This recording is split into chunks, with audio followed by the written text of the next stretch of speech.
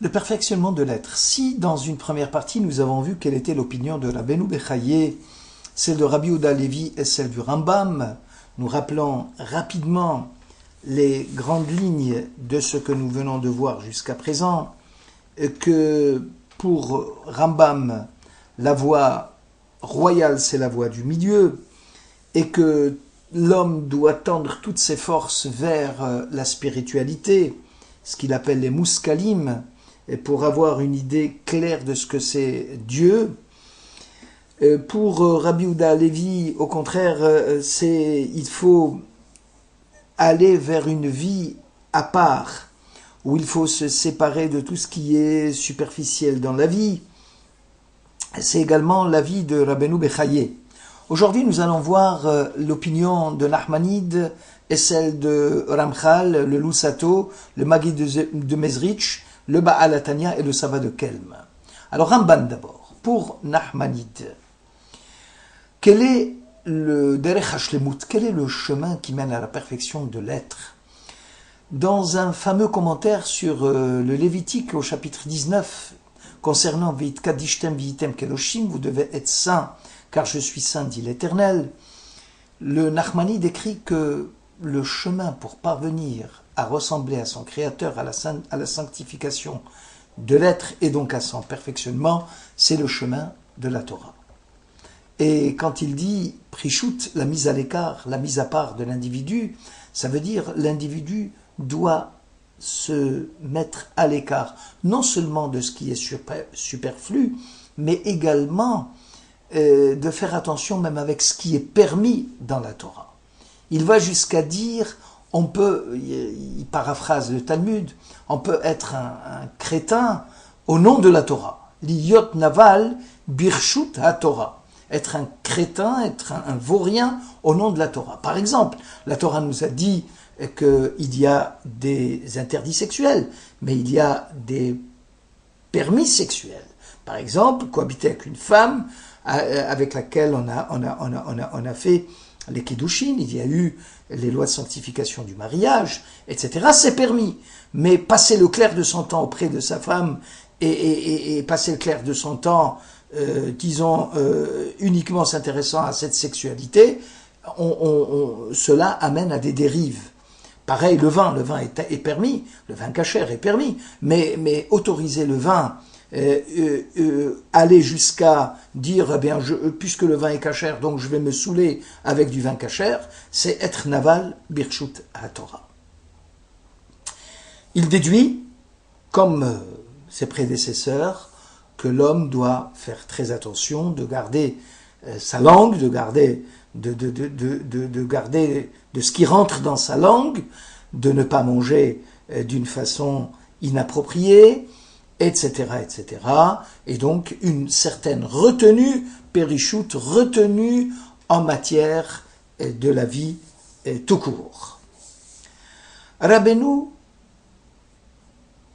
Ramchal, le Rabbi Chaim Lusato, lui, il écrit dans Mesilat Yesharim, dans la voie de la rectitude, il distingue deux types de retenue. La retenue souhaitée et la retenue nuisible. Alors, qu'est-ce qu'il appelle la retenue souhaitée? Il dit la retenue, c'est, reprenant l'expression de tout à l'heure, Kadesh Atzmach Bemutarlach, c'est-à-dire essaye d'être sanctifié avec ce qui t'est permis. Et même dans ce qui t'est permis, et tu vas y aller uniquement avec avec beaucoup de prudence. Parce qu'il dit-il, il n'y a aucun plaisir dans ce monde qui n'entraîne à sa suite une faute. Il prend l'exemple de la nourriture, il prend l'exemple de l'abus de nourriture. Il dit que remplir son ventre, c'est une manière de rejeter le joug du ciel. Lorsqu'on s'adonne trop aux fêtes et aux festins à base de vin, il y a au bout la débauche. Lorsqu'on voudrait toujours avoir une table pleine avec des mets succulents, Il y a derrière la rapine, le vol. Donc il dit, l'homme ne doit prendre dans ce monde que ce qui lui est nécessaire. Il y a des choses qui sont urgentes, nécessaires, pour vivre en proximité de Dieu. Et ce qui n'est pas nécessaire doit être resté dans ce monde. Ça, c'est le chemin moyen. Mais il y a des gens que, même avec ce qui est nécessaire, vont aller au-delà, ce qu'on appelle l'ifnim mishurat adim, au-delà de la stricte rigueur, et pour cela, ils sont une poignée, qu'on appelle yechidei segula, les gens d'élite, qui, eux, peuvent se permettre de prendre de ce monde moins que ce qui leur est nécessaire.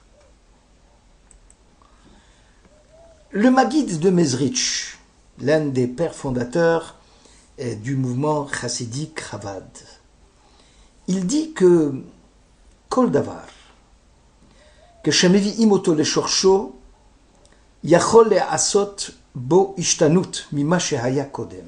Il écrit que la condition pour arriver au perfectionnement de l'être dans l'Ikouté Amarim, il prend l'exemple de la graine. Il dit que au départ c'était une graine. Lorsqu'on la place dans le sol, elle disparaît, elle devient poussière.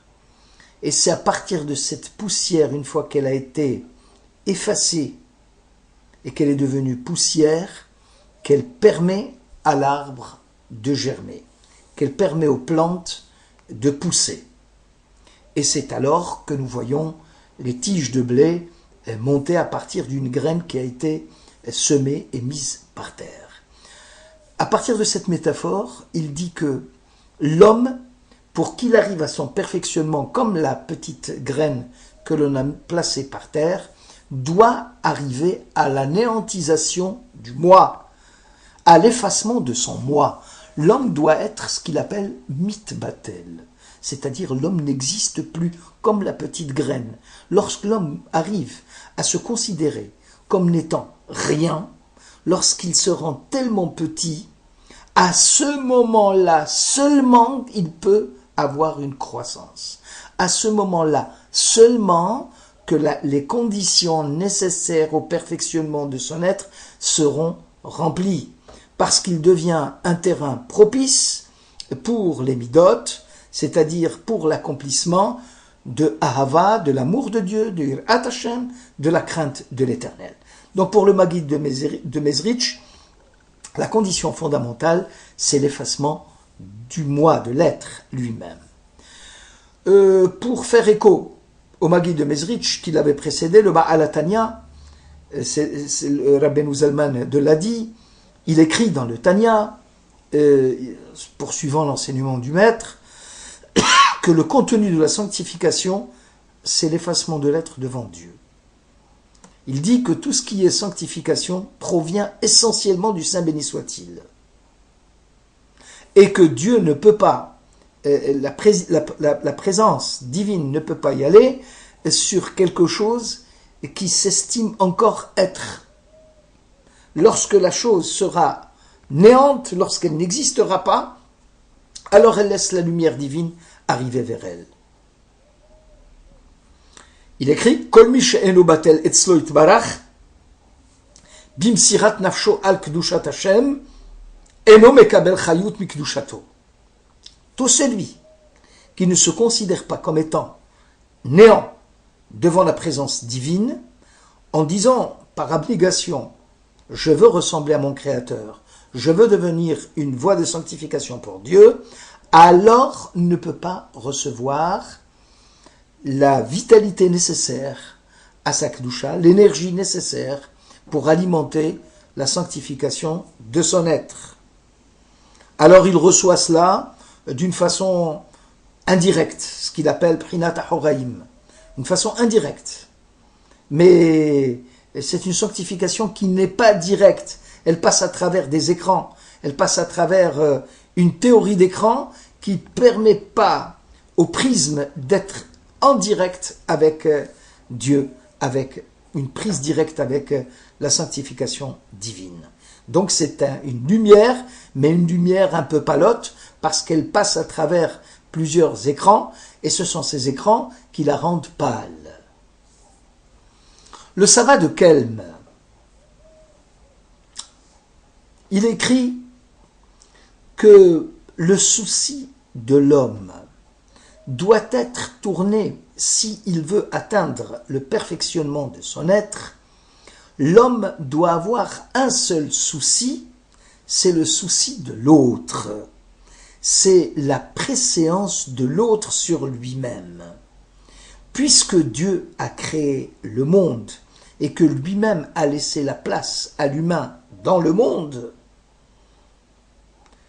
il invite l'homme à l'imiter, il invite l'homme à lui dire « Ne pense pas qu'à toi, pense à l'autre ».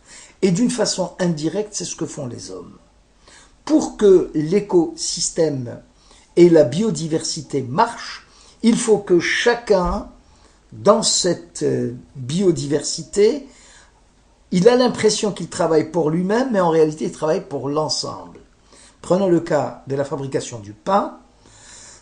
Avant qu'il n'arrive jusqu'au boulanger, combien le paysan, il a travaillé la terre, combien celui qui a fabriqué le tracteur était nécessaire aussi pour que le paysan puisse ramasser ses gerbes de blé. Ensuite, il a fallu le moulin. Ensuite, il a fallu le boulanger pour le pétrir. Ensuite, il arrive à l'homme. Donc, apparemment, chacun travaille d'une façon parcellaire. Il a l'impression qu'il travaille pour lui, mais en réalité, il travaille pour l'ensemble de l'écosystème, pour que l'écosystème puisse vivre. Donc, travailler pour soi, c'est travailler pour les autres.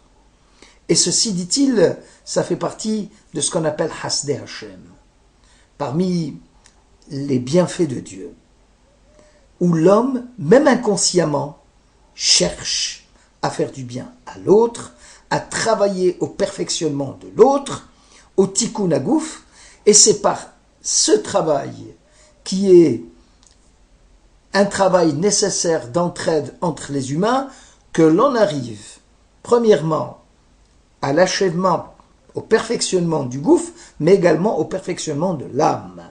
Pourquoi ? Parce que nous pensons à l'autre. Et c'est à travers l'altérité seulement et à travers elle seulement que l'homme peut arriver à son perfectionnement. Voilà donc les idées de Nachmanide, du Ramchal, du Maggid de Mezrich, du Baal HaTanya et du Sabbat de Kelm. Pour nous résumer,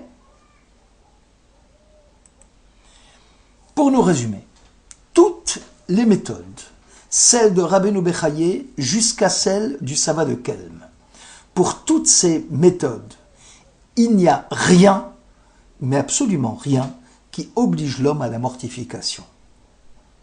Parce que le corps, il ne faut jamais perdre de vue cela, il n'y a pas de divorce dans le judaïsme entre le corps et l'âme. Le corps est le char qui transporte la neshama. Et c'est par le biais du corps que l'homme peut arriver à nourrir spirituellement sa neshama.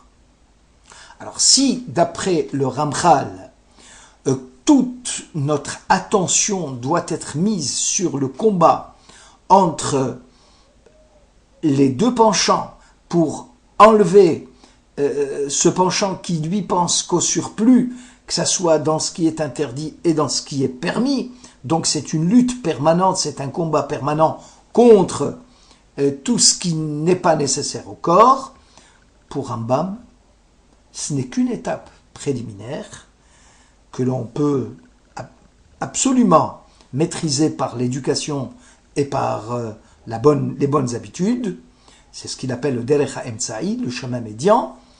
Mais par contre, dit-il, toute l'attention doit être mise uniquement à la recherche de tout ce qui est spiritualité.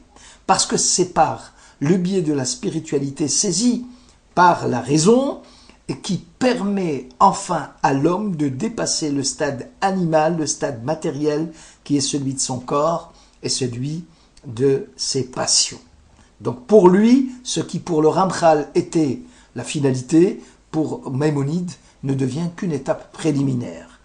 Les deux maîtres sont d'accord pour dire que le genre humain tourne autour de gens qui, eux, se distinguent des autres, qu'on appelle l'élite, Anshe Ma'ala, et que l'idéal de l'homme perfectionné, disons, se retrouverait uniquement dans ce qu'on appelle Yechidei Segula, cette élite, et qui sont, pour prendre la métaphore du corps, la tête du corps humain, alors que la grosse masse des gens ne serait que les autres membres, lesquels sont alimentés uniquement par la tête.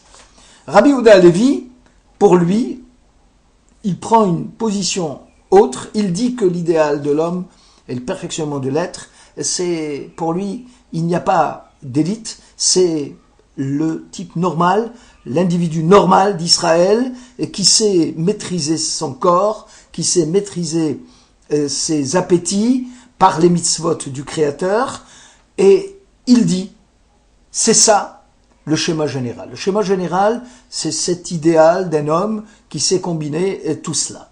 Par contre, dit-il, la retenue, c'est uniquement une petite partie qui doit arriver à cette retenue, alors que pour les autres, pour Maïmonide et pour Ramchal, il y a Anshe Ma'ala, il y a la tête et il y a les membres du corps. Pour Rabbi Yehuda Halevi, pour reprendre la métaphore du corps, tout le clan d'Israël est considéré comme un tout, y compris la tête, et seule une petite élite, une petite minorité, elle peut arriver à cette retenue et qui serait tout à fait exceptionnelle.